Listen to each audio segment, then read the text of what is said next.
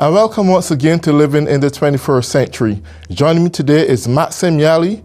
He is from the Department of National Aviation University, Professor of International Relations of Ukraine.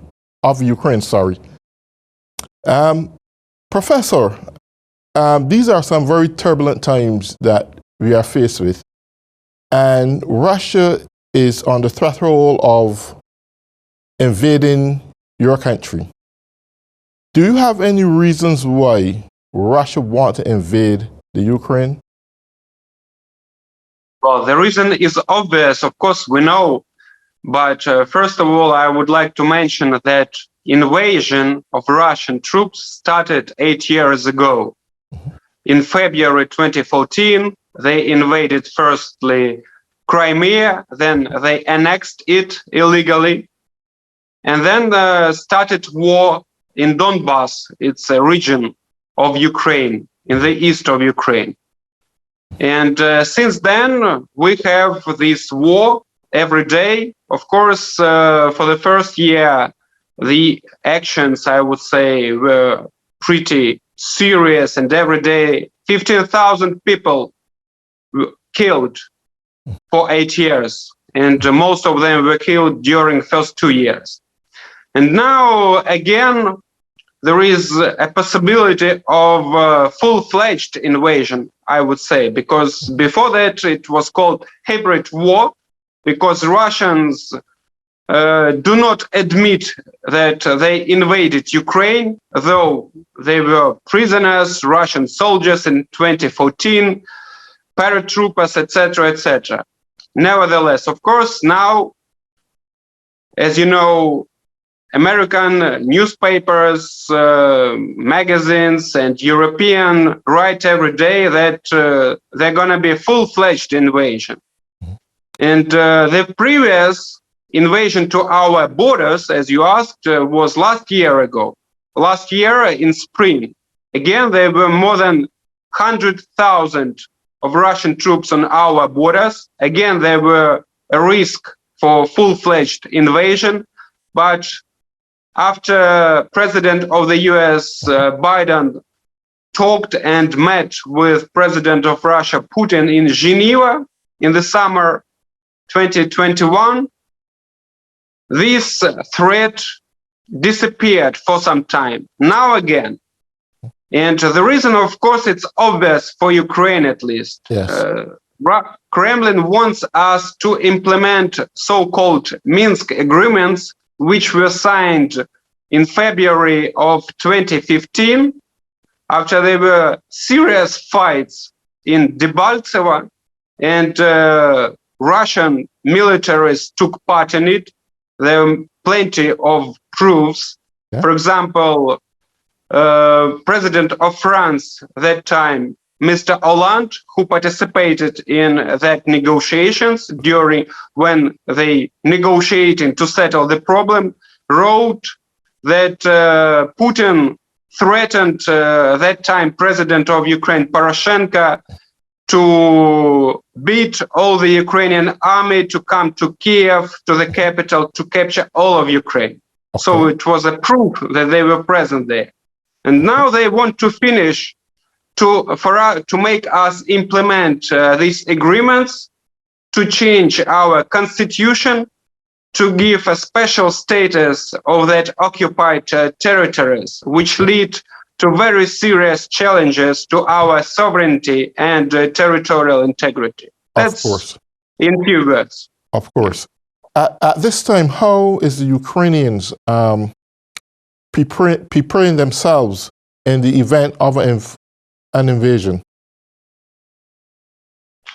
Well, the most important that now we are ready psychologically, unlike 2014, because I understand that in the US, citizens, people of US do not know pretty well the history of Russia, of Ukraine. We are modern state, only 30 years since we gained our independence after the collapse of the USSR. But We considered Russians as our brothers, neighbors, because a lot of families have relatives, very close ties. For example, I come from that region where the war is taking place, and just my mother city, Mariupol, is just 100 miles away from the Donetsk. It's the main city, the so-called capital of the Donetsk People Republic, so-called, because nobody admits it.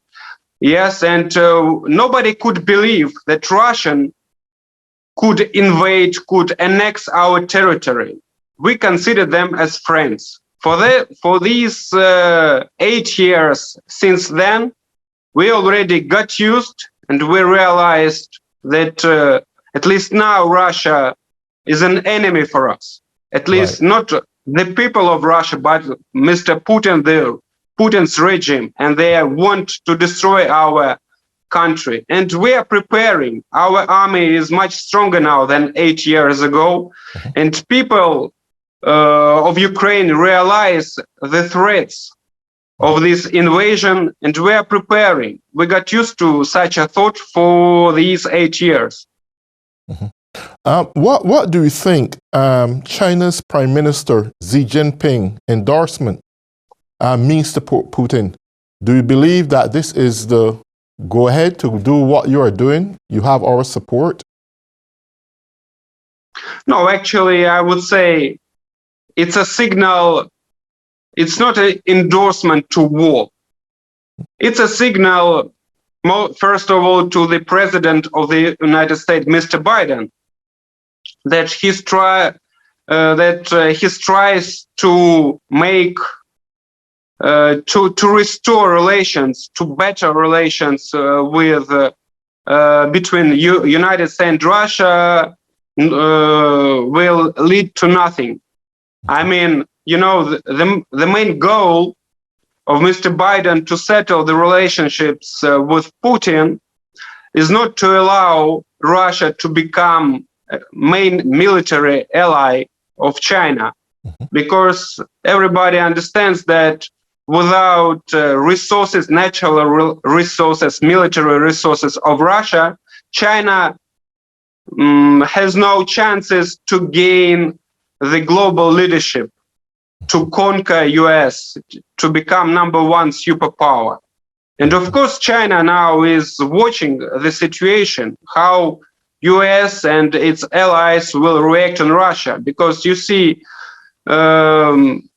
Mr. Xi Jinping this year, 2022, I'm sure will run for the 3rd term.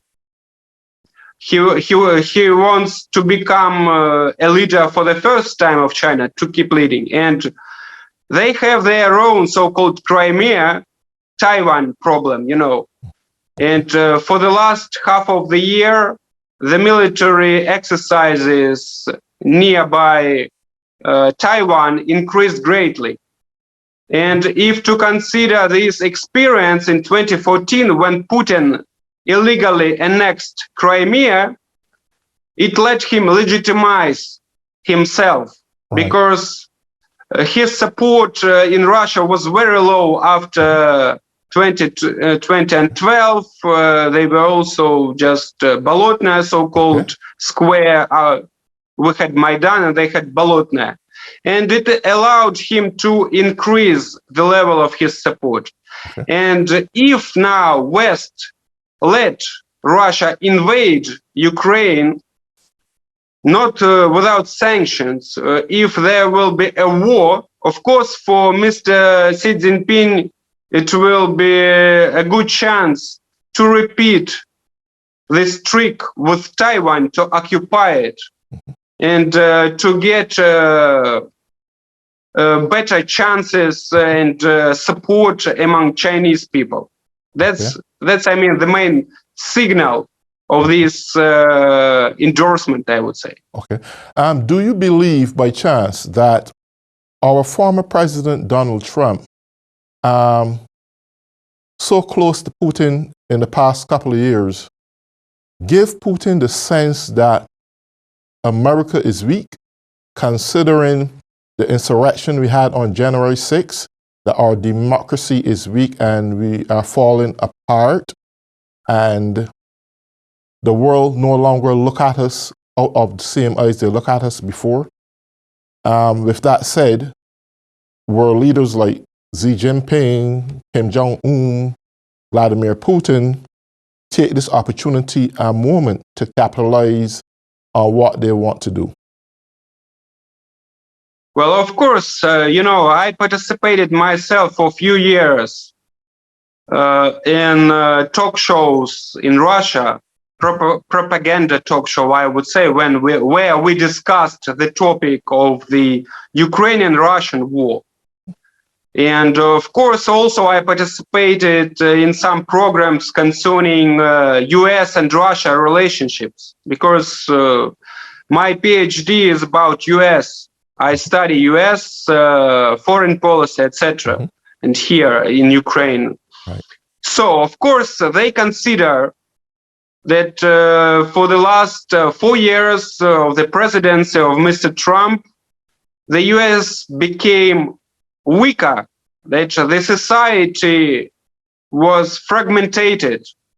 And of course, just these actions which took place in January the 6th weakened the US very much. And of course, he wants to use this chance to get Ukraine and other countries into its sphere of influence, because he considers that Ukraine is not a state, that it was a mistake. As he says, the greatest geopolitical tragedy of the 20th century was the decline, the collapse of the Soviet Union, and he wants to restore it.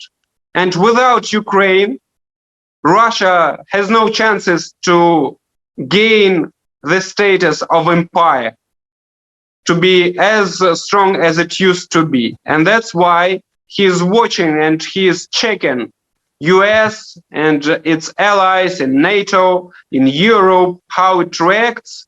And of course, he wants not only to conquer Ukraine, but he wants to destroy European Union. And he does his best. And of course, during the presidency of Mr. Trump, who quarreled with its allies, with Germany, with France, he put sanctions. He said that he will not give money to NATO. Of course, the relationships between US and its European allies worsened. They got much worse. And of course, Putin used it, this chance, and thinks that United States became much weaker. And now he wants to use these chances that Mr. Biden is only running for the first year, and that there is pandemic crisis, and to use it, believing that the attention of the US and other countries nowadays is just not to Ukraine, and everybody cares about his national interests. Yes, and of course he's trying to use this situation. Well, Professor, I'm going to reach out to you again that we can follow up on this interview. This time we'll do a half-hour interview opposed to 15 minutes. There's a lot that we have to discuss, and this is just the surface of it. So I want to say thank you. I will be looking forward to be speaking with you pretty soon. And until then, take good care, and all the best that there will be some resolution to this matter, and that we will have to go to war. Okay, no, you're welcome. Okay, Professor, thank you so much. So at this time, we are bringing in Vasyl Shevchenko. He is the former Vice Minister of Transportation, Ukraine. Mr. Shevchenko, it's a pleasure to have you on the show. Nice day. Thank you for having me. Thank you so much. So I want to refer to a statement that the French President Emmanuel Macron stated, that Putin's intention is not to go to war. Should this statement be ignored? Because Putin refuted that. According to my opinion, that any attempt to stop him, it's a good idea. But I'm not sure that it will be able to stop him. It's just for negotiations. And we know that Russia Federation use against Ukraine a different type of pressure, so-called hybrid technology, and they try to use it against United States and Europe, and now Ukraine really wage war against Russia's occupation at the east part of Ukraine, and now Ukrainian peninsula, Crimea, is occupied by Russian troops, and they are satisfied that they managed to do it, and they will go further until all developed world will not stop him. Which way will it happen? Ukrainians are already fighting for our country, but it isn't enough to stop him. We will do our best to stop enemy and to stop invaders of our country. But Russia Federation has really powerful army, and we are not sure. We are not sure that they will use it against Ukraine because of threat of higher losses. And they will try to use technologies. They have checked it at the Crimea and at the east part of Ukraine, and they will involve in negotiations and will demand all they can. And now American president will have negotiations with Russia's president Putin, and we know that decision to storm Ukraine or not only in his head, and we know that United States support Ukraine, and I can say that biggest our friend and reliable our friend who help us in really difficult situation. Now Ukraine have received new technology, grenade RPG, which allow us to stop armed carriers and Russia's tanks, and we received consultation and technology support in every sphere of military, and because of it, I'm here, and I wanted to thank you, every Americans and government, United States and United States President for support, and want to tell that we are a good ally, and we will do our best to defend our interests, the democracy interests, and to defend Europe in our part. And first of all, I'd say that this technology from Russia Federation can be used against democracy and all European Union countries and countries who has any relations with the Russia Federation. Okay. I want to ask you this question. In the event that this war unfolds, how strong is the Ukrainian army and its allied forces to stand up to Putin? One. And secondly, do you see this can go into a World War III if it comes to that?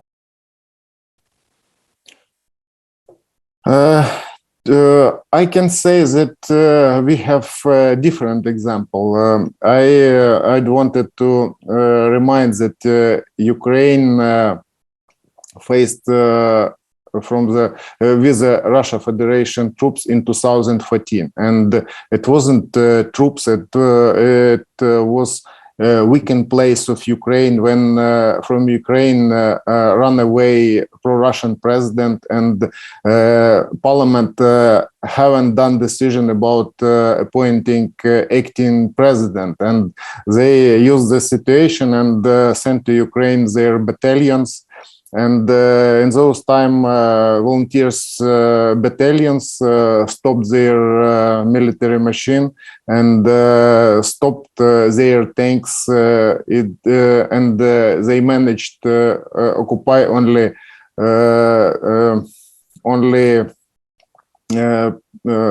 tiny type of regions, and they create the so-called republics. And they are holding it for implementing them back to Ukraine to have influence for Ukrainians' future. And I don't know that if they decide to do it, because we haven't had a really bloody war since Second World War, and now all expectation about really bloody war looks like evil in the world. And Yes. now I can say that Ukrainian troops will do their ordinary jobs. Right. And Ukrainians will do our best to defend our country. So, to be honest, I tell you that we are living in this type of conditions every day. We heard that Ukrainian soldiers are wounded or killed. And every day we have our friends who are sharing pictures in the social media or telling story about familiar people who was suffered from the Russia's Federation invasion to this part of Ukraine. And because of it, I'd say that we don't worry if situation will go further, and we are ready to do our best to defend our country. I recognize that the President of the United States, Joe Biden, had issued a warning to all Americans living in Ukraine to get out immediately. This seems to me that there will be a war.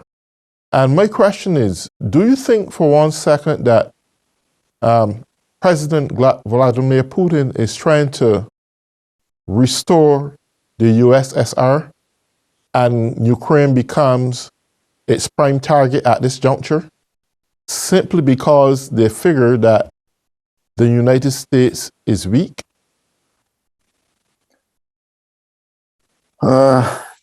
I cannot say exactly how this situation will develop, because it's foreign policy, and this type of policy, it's if you ask me how I can describe it, I tell that it's fighting between democracy and autocracy. Who was stronger, who was weaker. Democracy has advantages in development and relation in society, but at the same time, autocracy can use countries' resources just for a war, for increase influence, their influence in any regions, because it's a different type of behavior. And now we see it. And if it's difficult, yes, it's difficult to defend democracy standards. And now American President Joseph Biden does it. And he have had a few negotiations. He have tried to persuade his counterpart to stop amassing troops at the Ukrainian border. We are really thankful for him for it, and we are thankful for every Americans who know and who support us. And how it will develop further, I cannot say exactly. Right. But no one and no country had this type of experience. And I can say that it's good that Ukraine and Ukrainians defends democracy at the battle line, and it's good that now we confirming every day that democracy values for Ukrainians and for society is main priority, and we are fighting for it now. Okay. Do you think it's simply an exercise that Russia is undergoing, or is it a test to prove America's loyalty in standing by Ukraine and its allied forces, or Putin really means business? I'd say we will have a minute to answer that question. I'm sorry. Yes, but I don't know exactly what will be next, because they are so-called drilling troops or exercise troops between Russia and Belarus. And to answer, Ukraine has military troops at Ukrainian side, and now I'd say that Ukrainian troops are really seriously trained by